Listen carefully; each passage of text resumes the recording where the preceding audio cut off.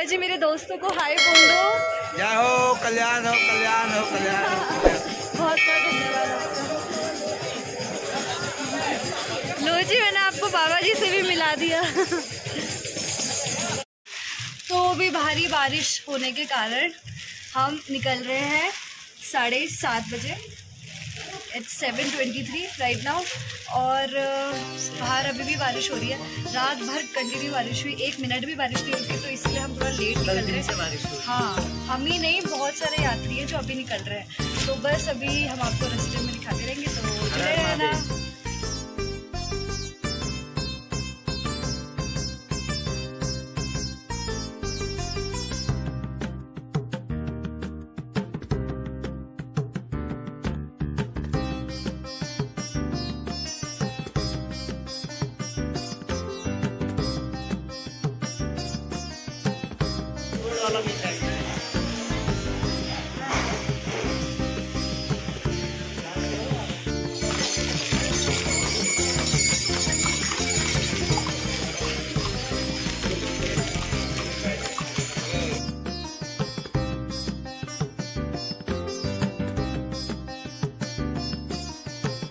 सुबह के बज चुके हैं 7:30 और यहाँ पे हम अभी निकल चुके हैं केदारनाथ धाम के लिए।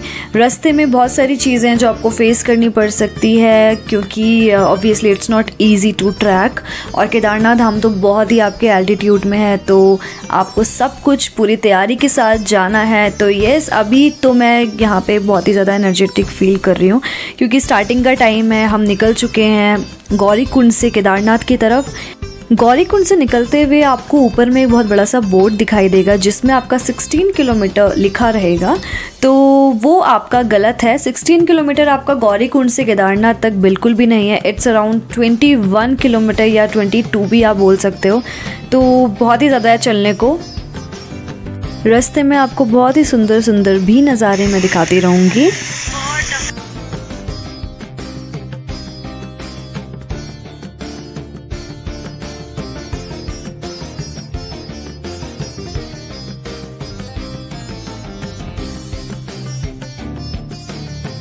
आपकी विल पावर बहुत ही ज़्यादा ज़रूरी है। आपकी विल पावर बहुत स्ट्रॉन्ग होनी चाहिए। अगर आपकी विल पावर स्ट्रॉन्ग नहीं है तो आप कहीं पे भी कुछ भी काम नहीं कर सकते।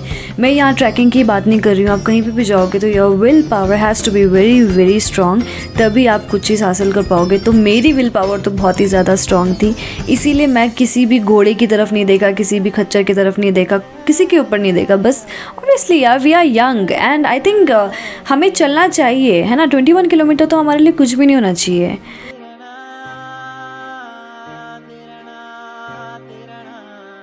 एक चीज़ मैं आपको बता दूं कि ट्रैकिंग के लिए शूज़ आपके बहुत ही अच्छे होने चाहिए। मैंने आपको आई थिंक प्रीवियस वीडियो में भी बताया था कि शूज़ आपके बहुत ही अच्छे होने चाहिए।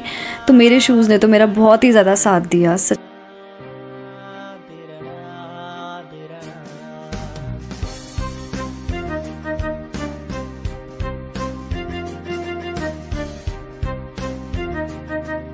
किलोमीटर हम चल चुके हैं। बहुत आफत आ रही है चलने में, बट एटलीस्ट ये तो है कि हम घोड़े या किसी और चीज़ में नहीं आ रहे हैं, पैदल यात्रा है। सच में मैं आपको बता नहीं सकती, यहाँ पे घोड़ों की बहुत बुरी हालत है। सारे घोड़ों की नहीं, कुछ कुछ घोड़ों की। साइड में घोड़े पड़े रहते हैं। एक खूबसूरत सा फ्रेज़ तो आपने सुना ही होगा, सफ़र खूबसूरत है मंजिल से भी। तो यस, मैंने अपने सफ़र को बहुत ही इंजॉय किया। बहुत ही इंजॉय करते करते मैं गई हूँ और मैंने केदारनाथ धाम की यात्रा में स्वर्ग भी देखा और नर्क भी देखा है। कैसे कैसे मैंने नर्क और कैसे कैसे मैंने स्वर्ग देखा, आपको मैं पूरी वीडियो में मैं आपको बताने वाली हूँ। और मेरा सफ़र तो बहुत ही अच्छा था सच में। कितने खूबसूरत से वाटरफॉल देखने को मिले, मतलब डेंजरस भी थे क्योंकि वाटरफॉल के साथ साथ आपके पत्थर भी ऊपर से गिरते हैं, तो बट देखने में तो लाइक बहुत ही खूबसूरत है। आप फोटोजेनिक, ऑब्वियसली फ़ोटोजेनिक तो होता है, नेचर्स ब्यूटी है, बट ज़्यादा क्लोज़ बिल्कुल भी मत जाइएगा क्योंकि बहुत ज़्यादा डर है, ऊपर से पत्थर भी गिर सकते हैं। सो बी केयरफुल।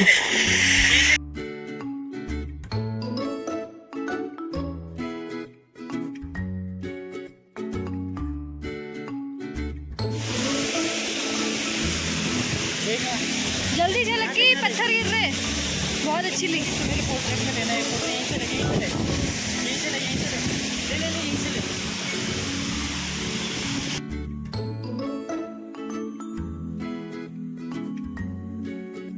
इतने किलोमीटर चलना है तो ऑब्वियसली भूख तो सभी को लगेगी। तो आप बिल्कुल भी ये मत सोचना कि हम इतने ऊपर मंदिर जा रहे हैं, इतनी दूर से आए हैं तो हम कुछ खाएंगे नहीं। प्लीज़ फ्रेंड्स, ये सब चीज़ें बिल्कुल नहीं सोचना। भगवान ये नहीं बोलता है कि मेरे पास तुम खाली पेट आओ।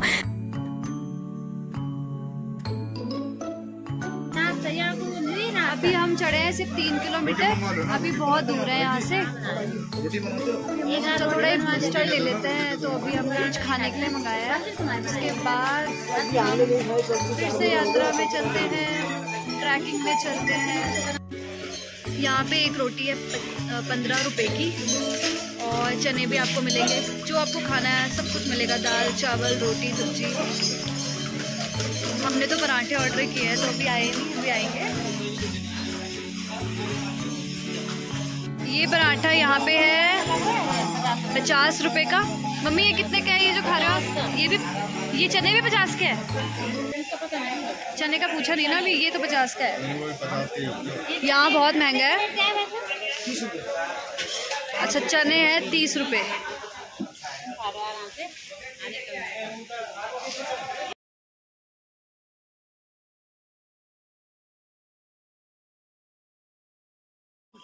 और हम पी रहे हैं यहाँ पे चाय। हमने खा लिया है, हमने पे भी कर दिया है, और 400 का बिल आया है। थोड़ा महंगा तो है यहाँ पे, ऑब्वियसली होना भी चाहिए, महंगा तो होगा ही, है ना। बस अभी हम ऊपर चल रहे हैं। तो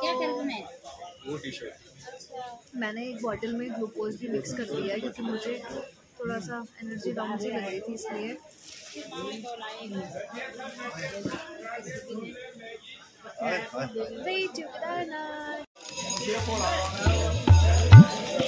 ये है कपूर। अगर आपको ऑक्सीजन की कमी महसूस हो रही है तो इसको रखो।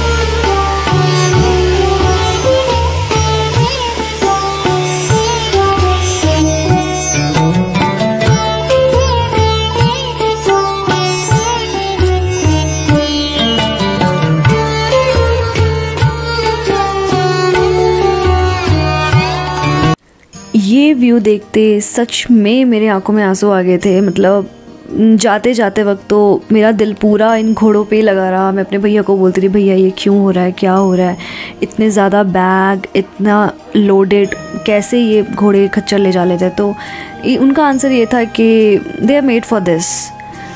तो मुझे बहुत ही बुरा लगा कि they are made for this, but इतना लोड भी तो मत रखो उनके ऊपर कि बेचारे वो साइड में पड़े रहें। आपको बता दूं फ्रेंड्स, ये घोड़े खच्चर जो है, अगर ये जब तक ये काम आ रहा है तब तक तो ठीक है। अगर ये इनके पैरों में कुछ हो रहा है तो वहाँ पे फ़र्स्ट एड प्रोवाइड नहीं करते हैं। कुछ आपके लोग ऐसे होंगे जो कि फ़र्स्ट एड प्रोवाइड कर लेते हैं, बट बिलीव मी बाकी लोग नहीं करते हैं। साइड में आपके घोड़े खच्चर पड़े रहते हैं। बहुत ही ज़्यादा बुरा लगता है, सच में बहुत ज़्यादा। सो मैं आपको बता दूं कि ये मंथ है अगस्त का और ईयर है आपका 2022। अगस्त का मंथ आपका काफ़ी अच्छा होता है 4 धाम यात्रा के लिए, बिकॉज़ रेनी सीज़न का एंड भी आप समझ सकते हो। इतना ज़्यादा बारिश नहीं होती है आपके ऊपर में। गौरीकुंड में काफ़ी ज़्यादा बारिश हुई थी, हम लोग तो डर गए थे, but believe me next day जब हमने ट्रैवल किया तो बिल्कुल भी हमको ऐसा फील नहीं हुआ। हम ईज़िली ऊपर चले गए थे। यहाँ तक कि अगर आप ऊपर केदारनाथ भी पहुँच जाओगे, वहाँ पे भी बिल्कुल भी बारिश की शिकायत ऐसा कुछ भी नहीं है। भैया इतना आसान नहीं है यात्रा करना भाई, ग्लूकोज का पानी पिया जा रहा है।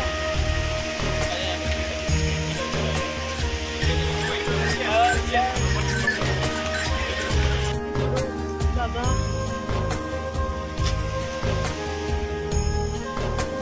आप तो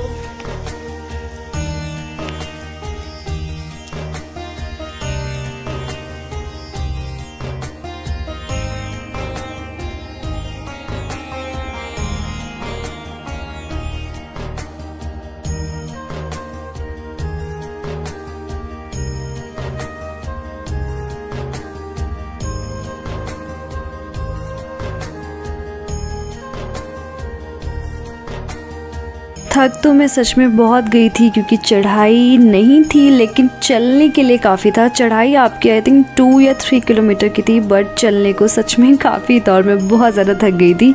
मेरे को सहारा देने के लिए मेरे भैया थे जो मुझे बहुत सपोर्ट कर रहे थे, चल चल चल। सो या ही वॉज देयर। और मेरी लाठी ऑब्वियसली, अब आप ये मत बोला इतनी जल्दी बूढ़ी हो गई, बट बिलीव मी गाइस, अगर आपके पास लाठी नहीं होगी तो आप इतने ऊपर कैसे चलोगे। मेरी लाठी ने तो मेरा बहुत ही ज़्यादा साथ दिया है सच में। यहाँ से 2-2.5 किलोमीटर की आपकी खड़ी चढ़ाई है, वहाँ पे आपको बहुत ही अच्छे से चलना पड़ेगा। मैंने फिर से ग्लूकोज की बॉटल पी ली है, बस अब चलते हैं।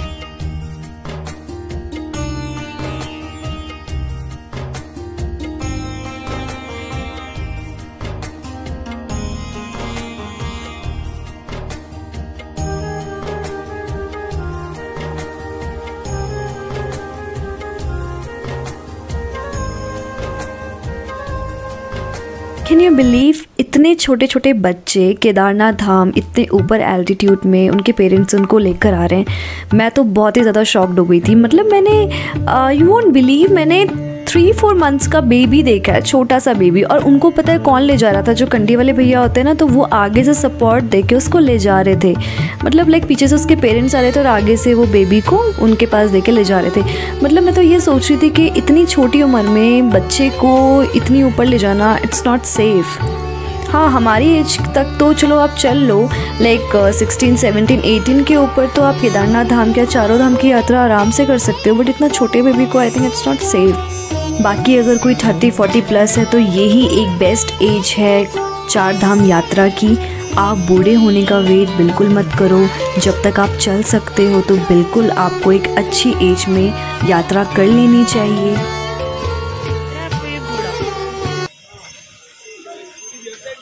ये हाल है यहाँ। Look at this. What is this? सरकार को कुछ ना कुछ तो करना चाहिए ना, जिससे कि ये सामान ऊपर कैसे पहुंचा पाए। ऐसा थोड़ी ना होता है। सरिया ये सब 16 किलोमीटर तक इतनी चढ़ाई में बारिश के मौसम में, ये भी तो जानवर ही है बेचारे, इनके अंदर भी तो जीवन है। What is this? मतलब मेरा तो मूड खराब ही हो गया है सब देख के।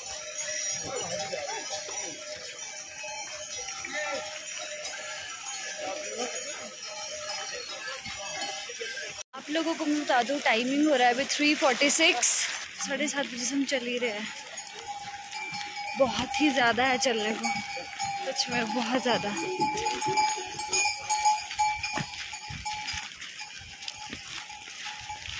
बारिश, ये हाई एल्टीट्यूड में तो यहाँ पे बारिश बहुत ज़्यादा होती है, इसलिए हमने रेनकोट भी प्रॉपर, अंदर से स्वेटर, ग्लव्स, कैप सब कुछ पहना है। वैसे ऐसा भी नहीं है, चलते चलते आपको गर्मी भी लगेगी, इतना कोई बड़ा इशू नहीं है। एंड रियली में it's very hard to shoot. अभी चलने पे ही हम ध्यान दे रहे हैं तो मैं शूट नहीं कर पाई ज़्यादा बीच में। मतलब आपको हर एक चीज़ तो पॉसिबल नहीं है, हर एक चीज़ शूट करना। तो जितना मुझसे हो रहा है मैं आपको पूरा प्रॉपर बता रही हूँ कि यहाँ पे कितना दूर है। देखो फ्रेंड्स, चढ़ाई तो बहुत है, ठीक है। पहले रास्ता ठीक है, उसके बाद में थोड़ी थोड़ी सी चढ़ाई आपको दिखेगी। घोड़ा भी कर सकते हो if you are not well.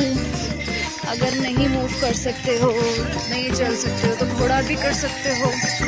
कंडी भी है यहाँ पे जो एक अकेला इंसान ले जाएगा। तो वही साहब, चलो पैदल चलो या तो हॉर्स में जाओ। बट अगर आप चल भी सकते हो तो हॉर्स में जाना आई थिंक सही नहीं है ना। सो या we are moving, still we are walking and walking. अभी पूरा हमें वो क्रॉस करना है। ग्लेशियर भी है यहाँ पे काफ़ी अच्छा। ग्लेशियर ही यहाँ पे आजकल धूप होती है तो मेल्ट होके नीचे आ जाता है मंदाकिनी रिवर में। हम बहुत ही ज़्यादा थक चुके हैं, इतने भी नहीं थके बट थक चुके हैं।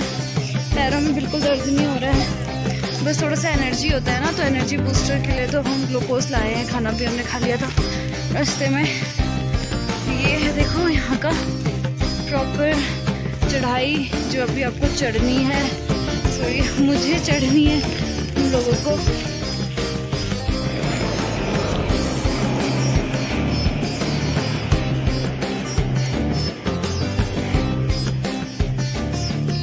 पूरी कोशिश कर रही हूँ कि मैं आपको हर एक वो चीज़ बताऊँ जो एक यात्रा में मुझे आपको बतानी चाहिए। तो फिर ठीक है फ्रेंड्स, ऊपर पहुँचते हैं। यहाँ से 4 किलोमीटर है, ऊपर पहुँचते हैं तब मैं आपको वहाँ का व्यू दिखाती हूँ। ऑब्वियसली रात को हमने यहीं स्टे करना है। पूरी वीडियो देखना, don't skip the video, enjoy the full video, full trekking to Kedarnath. हम ऑलमोस्ट पहुँचने वाले हैं, ऊपर तक तो हम पहुँच गए। यहाँ से अब 1 किलोमीटर है शायद, और 1 किलोमीटर ज़्यादा नहीं है पर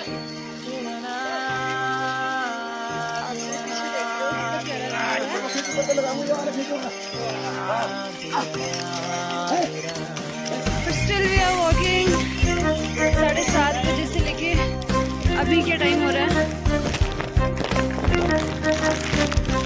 7:30 बजे से लेके 4:30 तक। आप टाइम लगाओ क्या होगा, कितना टाइम लगा होगा। इट्स नॉट इजी, बहुत ही ज़्यादा, बट जिनके मन में श्रद्धा है वो तो कर ही लेंगे। दिखाती हूँ।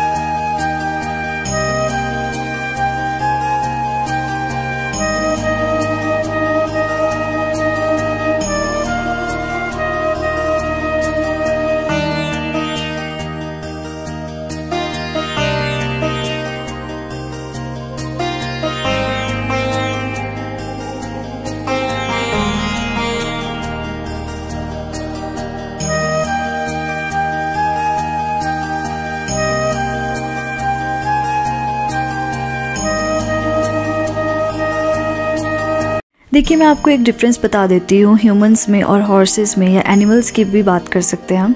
तो ऐसा होता है कि कंडी वाले भैया जो होते हैं, जो नीचे से ऊपर आपको 21 किलोमीटर्स अपने पीठ में ले जाते हैं, तो उनकी तो हमें चलो बात समझ आती है। वो 4000 एक साइड का ले रहे हैं तो willingly they are doing this, है ना। दे हैव ब्रेन और and they can talk also. तो हम लोगों ने उनसे बातचीत करके ही नीचे से उनको ऊपर तक वो जैसे हमको ले जाते हैं, तो दे वो रेडी। बट आप हॉर्सेस का आप क्या गारंटी दे सकते हो, उनको आप मारोगे, आप उनको 2 डंडे मारोगे तो वो और तेज़ी से चलेंगे, तो that is not good. I think horses का हम गारंटी नहीं दे सकते कि वो उतना ही खिलाएंगे जितना हम उनको पे करते हैं। तो इसीलिए मैं गवर्नमेंट से रिक्वेस्ट करूँगी कि आप प्लीज़ कुछ ना कुछ ऐसे रिसोर्सेज लाइए जिससे कि नीचे से सामान ऊपर केदारनाथ में जा सके और घोड़ों की जान बच सके।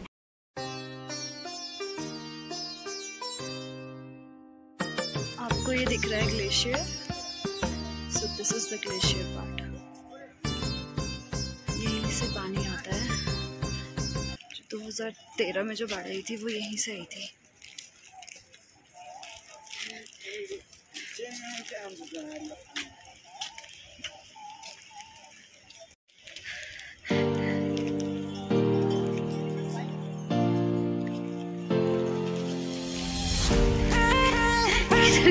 कितना प्यारा डॉगी है।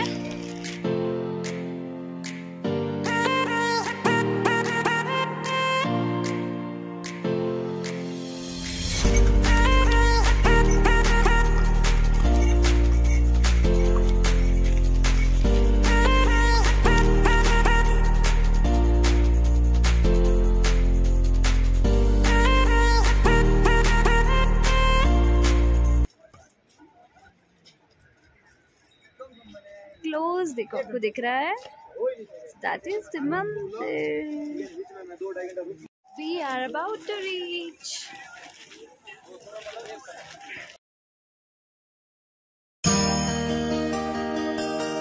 और अक्की पहले से पहुंचा है।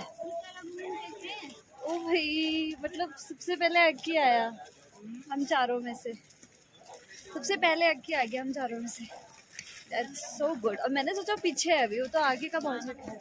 फ्रेंड्स, ये है आपका हेलीपैड। यहाँ पे हेलीकॉप्टर उड़ता है। केदारनाथ है 0 किलोमीटर। कैसा लग रहा है? ये देख तो मेरे पैर की हालत। गरम पानी से गरम के हीटर। हेलो फ्रेंड्स, अभी हम हैं होटल में। हम जब ऊपर आ रहे थे तो वहाँ पे एक भैया खड़े थे, तो उन्होंने बोला कि आपको रूम चाहिए, तो ऑब्वियसली हमने बोला हाँ।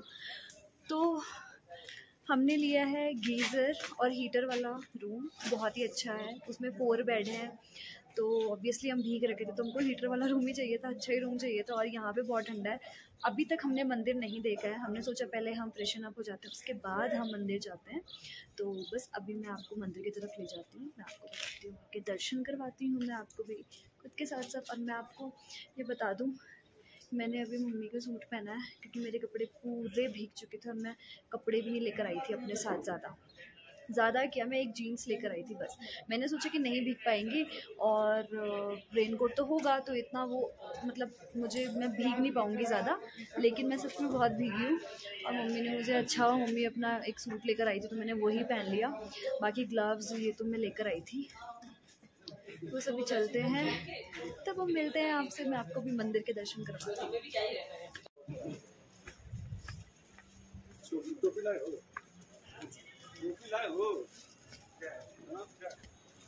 वो नहीं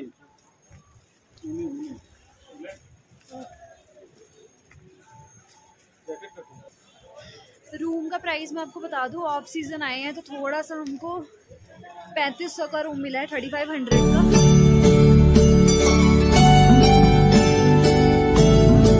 और ये लीजिए केदार बाबा आपके सामने हैं, दर्शन कर लीजिए मंदिर के। और सच में मैं बहुत ही भाग्यशाली हूँ कि मुझे केदार बाबा ने यहाँ बुलाया है। ऑब्वियसली लाखों लोगों का सपना होता है और मेरा सपना सच में अब पूरा हो चुका है। देखिए, हम जहाँ भी जाते हैं, जिस भी मंदिर में जाते हैं, हमको वहाँ के बारे में भी हमें पता होना चाहिए, वहाँ के बारे में हमें नॉलेज ज़रूर होनी चाहिए कि हम वहाँ जा तो रहे हैं बट उस मंदिर की खासियत क्या है। तो हाँ, मैं आपको अब केदार बाबा की कहानी सुना रही हूँ। ये केदारनाथ मंदिर कैसे यहाँ पे स्थापित हुआ है और मैं आपको इसके बारे में सब कुछ बताने वाली हूँ। हर हर Mahadev. Let's begin the story. Mahabharat युद्ध के बारे में तो आप सब लोगों को पता होगा। Being Indian you all should know about Mahabharat. तो हाँ, मैं आपको महाभारत के बारे में बताने वाली हूँ। वहाँ पे 5 पांडवों के बारे में तो ऑब्वियसली सबको पता होगा। अपने पापों से मुक्ति पाने के लिए जो 5 पांडव थे वो भगवान शंकर के दर्शन करना चाहते थे, उनका आशीर्वाद पाना चाहते थे। लेकिन जो भगवान शंकर थे वो उनसे क्या थे, रुष्ट थे, उनसे नाराज थे। इसीलिए भगवान शंकर केदार में जा बसे।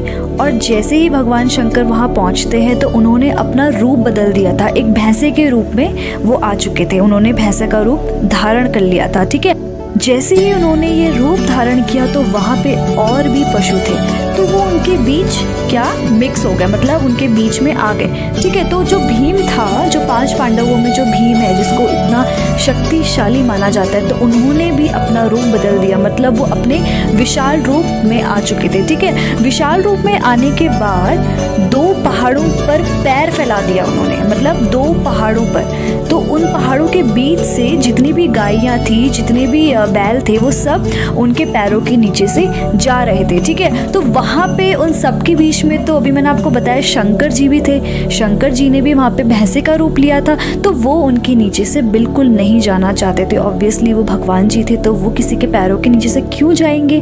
भीम जैसे ही ये चीज़ देखता है कि ये भैंस क्यों नहीं जा रही है, तो वो भैंस पर झपटने लगते हैं। ठीक है, तो जैसे ही वो भैंस पर झपटने लगते हैं तो उस भैंस के 5 भाग हो जाते हैं, जिसको हम पंच केदार के नाम से भी जानते हैं। तो इससे आप क्या समझे, जो भगवान शंकर भैंस की पीठ की जो आकृति होती है ना, त्रिकोण आकार में जो कि भैंस की पीठ थी, उसी को केदारनाथ में पूजा जाता है।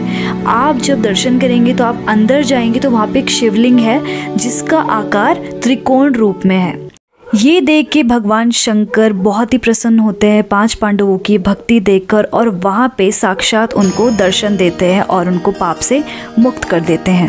आप लोगों को ये भी पता होगा 6 महीने यहाँ के कपाट खुले रहते हैं और 6 महीने यहाँ के कपाट बंद रहते हैं। तो यहाँ पे जो दिव्य ज्योति जलाई जाती है वो हमेशा 6 महीने तक जलती रहती है। उनकी पूजा देवी देवता करते हैं। 6 महीने तो हम लोग कहाँ वहाँ की पूजा करते हैं, जो पंडित जी होते हैं वो वहाँ की पूजा करते हैं। 6 महीने वो दिव्य ज्योति जलती रहती है जो कि वहाँ के देवी देवता उसकी पूजा करते हैं। तो ये रही कहानी केदारधाम की, केदारनाथ धाम की। और ये भी माना जाता है कि जब तक आपके केदारनाथ के दर्शन नहीं हो जाते तब तक बद्रीनाथ की यात्रा अधूरी है। तो ज़रूर आप सबसे पहले केदारनाथ आइए और उसके बाद आप बद्रीनाथ के दर्शन कीजिए। हम लोगों ने भी ऐसे ही किया। यहाँ से जाने के बाद हम सीधे बद्रीनाथ धाम के लिए निकल चुके थे।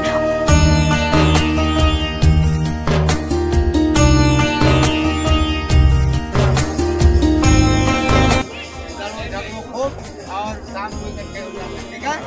हाँ, दिन भर खाते हैं ना, चलो शाम को इकट्ठे हो जाओ, ठीक है?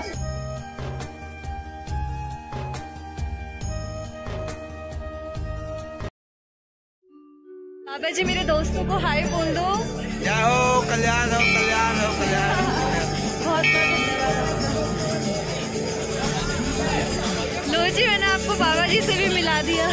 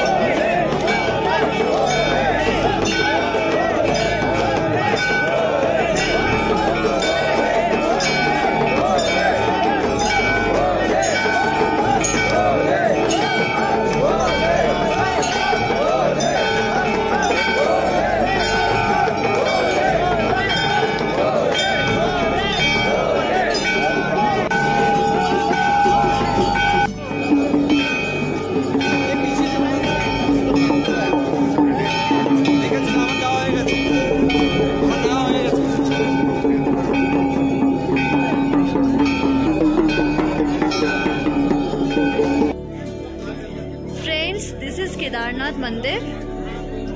अभी तक यहाँ पे आरती होती रही, बहुत ही खूबसूरत सा माहौल बन चुका था।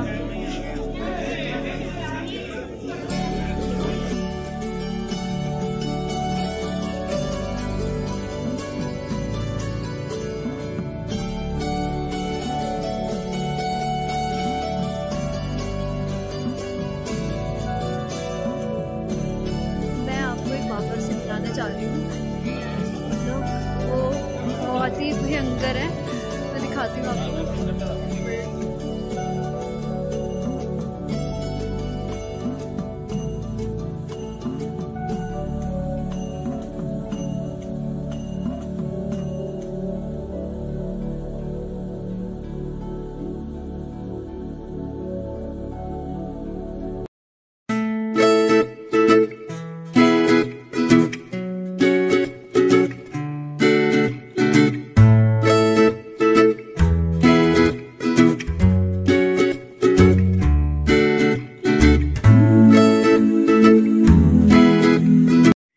ये है आपका भैरव मंदिर, जो कि केदारनाथ मंदिर से थोड़ा सा ऊपर में है, पूरा 1 किलोमीटर भी नहीं है। और ये मंदिर को बहुत ही ज़्यादा माना जाता है, ज़रूर आप इस मंदिर में जाना।